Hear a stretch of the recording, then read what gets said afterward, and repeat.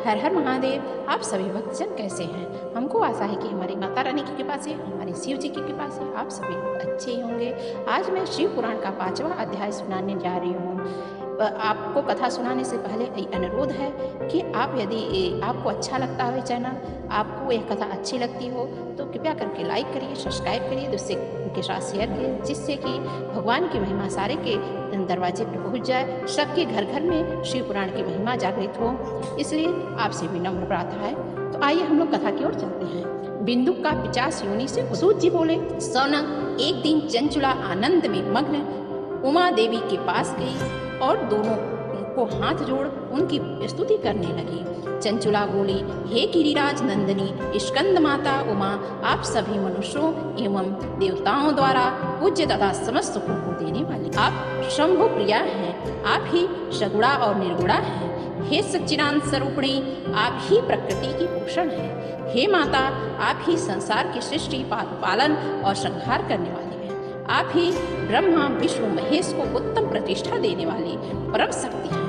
सूत जी कहते हैं, सौनक सदगति प्राप्त चंचुला इस प्रकार देवी की स्तुति कर शांत हो गई। उसकी आंखों से प्रेम के आंसू उमड़ गए। तब शंकर प्रिया भक्त वत्सला उमा देवी ने बड़े प्रेम से चंचुला को चुप कराते हुए कहा, सखी चंचुला, मैं तुम्हारी स्तुति से प्रसन्न हूँ, बोलो क्या वर मांगती हो? चंचुला बोली, हे गिरिराज कुमारी, मेरे पति चंचुला इस समय मेरे पति बिंदु इस समय कहाँ हैं? उनकी कैसी गति हुई है मुझे बताइए और कुछ ऐसा उपाय बताइए ताकि हम फिर से मिल से। महादेवी, मेरे पति एक शूद्र जाति वैश्या के प्रति आसक्त थे और पाप में ही डूबे रहते थे। गिरजा बोली, बेटी तुम्हारा पति बिंदु बड़ा पापी था, उसका अंत बड़ा भयानक हुआ। वैश्या का उपभोग करने के कारण वह मूर्ख नरक में अनेक वर्षों तक अनेक प्रकार के दुख भोग कर वह शेष पाप को भोगने के लिए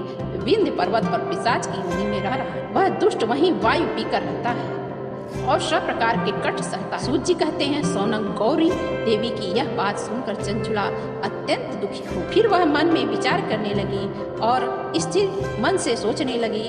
दुखी हृदय से माँ गौरी से उसने एक बार फिर पूछा, हे महादेवी, मुझ पर कृपा कीजिए और मेरे पति बहुत पापी हैं, उनका उद्धार कीजिए। कृपया करके मुझे यह उपाय बताइए जिससे मेरे पति को उत्तम गति प्राप्त। देवी ने कहा, यदि तुम्हारा पति बिंदु शिव पुराण की पूर्णमयी उत्तम कथा सुने तो वह इस दुर्गति को पार करके उत्तम गति का भागी हो। अमृत के समान मधुर गौरी देवी का यह वचन सुनकर चंचुला ने हाथ जोड़कर मस्तक झुकाकर उन्हें बारंबार प्रणाम किया। प्रार्थना की, हे मेरे पति को शिव पुराण सुनाने की व्यवस्था कीजिए। ब्राह्मण पत्नी चंचुला के बार बार प्रार्थना करने पर शिव प्रिया गौरी देवी ने भगवान शिव की महिमा का गान करने वाले गंधर्वराज तुमुर्खा को बुलाया। कहा, तुमुर्खा, तुम्हारी भगवान शिव में प्रीति है, तुम मेरे मन की सभी बातें जानकर मेरे कार्य को सिद्ध करते हो। तुम सखी के पास के साथ विंध्य पर जाओ, वहाँ एक घोर भयंकर पिशाच रहता है। पूर्व जन्म से वह पिशाच बिंदुक नामक ब्राह्मण मेरी इस सखी चंचुला का पति वैश्यागामी हो गया था। उसने स्नान ध्यान आदि नित्य कर्म छोड़ दिए थे, खुद के कारण उसकी बुद्धि भ्रष्ट हो गई थी। दुर्जनों से उसकी मृत्यता तथा सज्जनों से द्वेष बढ़ गया था। वह अस्त्र शस्त्र में हिंसा करता था, लोगों को सताता था और उसके घरों में आग लगा देता था। चंडालों से दोस्ती करता था और रोज वेश्या के पास जाता था। पत्नी को त्याग कर दुष्ट लोगों को दोस्ती कर उन्हीं के संपर्क में रहा। वह मृत्यु पर तक दुराचार में फंसा रहा। मृत्यु के बाद उसे पापियों को भोग स्थान यमपुर ले जाया गया। वहाँ घोर नरकों में सहकर इस समय वह विंध्य पर्वत में पिशाच बनकर रह रहा, पापों को भोग रहा है। तुम उनके सामने परम पूर्णमयी पापों का नाश करने वाली शिव पुराण की दिव्य कथा का प्रवचन करो। इस कथा को सुनने से उसका हृदय सभी पापों से मुक्त होकर शुद्ध हो जाएगा। वह प्रेत योनि से मुक्त हो जाएगा और दुर्गति से मुक्ति पाने में पर वह बिंदुक नामक पिशाच को विमान पर बैठाकर भगवान शिव के पास ले आना पड़े। सूत जी कहते हैं, सौनक, माँ उमा का आदेश पाकर गंधर्वराज तुम मूर्खो प्रसन्न पूर्वक अपने भाग्य के सराहते हुए चंचला को साथ लेकर विमान से पिशाच के निवास स्थान विंध्य पर्वत पर वहां पहुंचकर उसने उस विकराल आकृति वाले पिशाच को देखा। उसका शरीर विशाल था, उसकी ढोड़ी बड़ी थी। वह कभी हंसता, कभी रोता, कभी उछलता था। महाबली तुमुर्का ने बिंदुक नामक पिशाच को पापों से बांध लिया। उसके पश्चात तुमुर्का ने ये पुराण की कथा बांचने के लिए स्थान तलाश कर मंडप की रचना। शीघ्र ही इस बात का पता लोगों को चल गया कि एक पिशाच के उद्धार हेतु देवी पार्वती की आज्ञा से तुमुर्का शिव पुराण की अमृत कथा सुनाने विंध्य पर्वत पर आए। उस कथा को सुनने के लोभ से बहुत से देवर्षि वहां आप सभी को आदर पूर्वक स्थान दिया गया। पिशाच बिंदुक को पासों से बांधकर आसन पर बिठाया गया और तब तुमुर्का ने परम उत्तम शिव पुराण की अमृत कथा का ज्ञान सुने। पहली विश्वेश्वर संहिता से लेकर 7वीं वायु संहिता तक शिव पुराण की कथा स्पष्ट वर्णन। सातों संहिताएं सहित शिव पुराण को सुनकर सभी श्रोता कृतार्थ हो। परम पूर्ण में शिव पुराण को सुनकर पिशाच सभी पापों से मुक्त ने पिशाच शरीर का धारण कर दिया, त्याग कर दिया।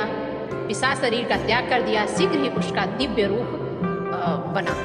उसका शरीर गौर वर्ण हो गया। शरीर पर श्वेत वस्त्र एवं पुरुषों के आभूषण आ गए। इस प्रकार दिव्य देहधारी होकर बिंदुक अपनी पत्नी चंचुला के साथ स्वयं ही भगवान शिव का गुणगान कर इस दिव्य रूप में देखकर सभी को बहुत आश्चर्य।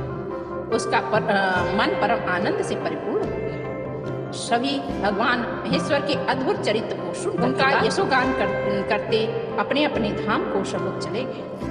बिंदुक अपनी पत्नी चंचुला के साथ विमान पर बैठकर शिवपुरी को चला गया। महेश्वर के गुणों का ज्ञान करता हुआ बिंदुक अपनी पत्नी चंचुला तथा तुमुर्का के साथ शीघ्र ही शिवधाम शिव एवं देवी पार्वती ने उसे अपना पार्षद बना दिया। पति पत्नी सुखपूर्वक भगवान महेश्वर एवं गौरी के चरण में अविचल निवास पाकर धन्य हुए। थी हमारे शिव जी की महिमा।